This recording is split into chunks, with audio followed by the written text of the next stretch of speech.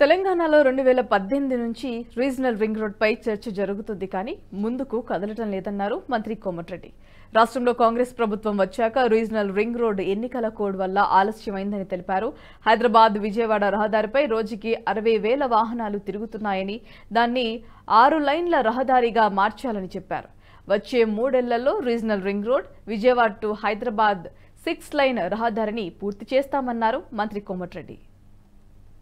2016లో announce చేసి 2018 నుంచి regional ring road మీద చర్చ జరుగుతుంది తప్ప ముందడుగు పడతలేదు. గత ప్రభుత్వం దాని మీద కొన్ని అనౌన్స్ చేసినప్పుడు యూటిలిటీ చార్జ్ కడదామని చెప్పి ఒప్పుకొని తర్వాత వాళ్ళు మేము కట్టామని చెప్పడం, నేషనల్ హైవే వాళ్ళు దాన్ని బ్యాక్ పోవడం, మళ్ళీ మా గవర్నమెంట్ వచ్చిన తర్వాత నేను వచ్చి గడ్కరీ గారి ఆనరబుల్ మినిస్టర్ గారిని కలిసి సీఎం గారు నేను ఇద్దరం కలిసి వారిని ఒప్పిస్తే వాళ్ళు యూటిలిటీ ఛార్జ్ కూడా మీరు కట్టే అవసరం లేదు, మేమే కట్టుకుంటామని చెప్పి ముందుకు వచ్చి రావడం, దాన్ని వేగవంతం చేసే ప్రక్రియలో ఎలక్షన్ కోడ్ వచ్చినప్పుడు కొద్దిగా ఆలస్యమైంది. మేము అనుకున్న వర్క్స్ అందులో రీజనల్ రింగ్ రోడ్తో సహా హైదరాబాద్ విజయవాడ జాతీయ రహదారిని 6 లేన్లుగా మార్చే, అది ఒక దేశంలోనే ఎక్కువ ట్రాఫిక్ ఉన్న రోడ్డు, 60,000 వెహికల్స్ పర్ డే వస్తాయి. జిఎంఆర్ అనే సంస్థ టోల్ రోడ్ తీసుకొని యాక్చువల్గా 2024లోనే 6 లేన్గా కంప్లీట్ చేయాలి. కానీ వాళ్ళు వివిధ కారణాలు చూపిస్తూ కోర్టుకు వెళ్తూ దాన్ని 6 లేన్గా టేకప్ చేయలేదు. ఎన్నో యాక్సిడెంట్లు అయ్యి ఎంతోమంది చనిపోవడం, ఎంతోమంది హ్యాండిక్యాప్డ్ కావడం జరుగుతుంది.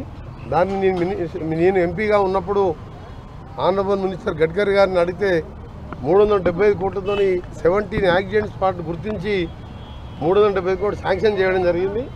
శాంక్షన్ చేసిన తర్వాత 2 సార్లు జిఎంఆర్ వారు కోర్టుకు పోయాను. మళ్ళీ దాన్ని క్యాన్సిల్ చేస్తే 3rd టైం మళ్ళీ టెండర్ పిలిచి నిన్ననే పనులు కూడా ప్రారంభించిన సంగతి మీ అందరికీ తెలుసు.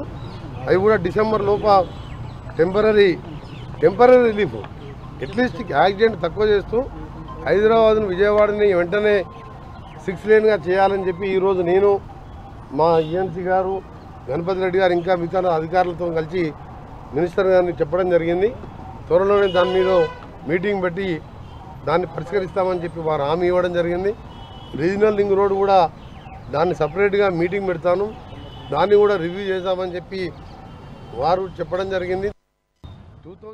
ఈ వీడియో మీకు నచ్చినట్టయితే లైక్ చేయండి, 10 మందికి షేర్ చేయండి. అలాగే కామెంట్ల రూపంలో మీ అభిప్రాయాలను మాతో పంచుకోండి. Nationalist hub group of channels ను సబ్స్క్రైబ్ చేసుకుని తెలుగునాట జాతీయవాద జర్నలిజాన్ని ప్రోత్సహించండి. ఈ వీడియో కింద ఉన్న బెల్ ఐకాన్ పై క్లిక్ చేయడం మర్చిపోవద్దు.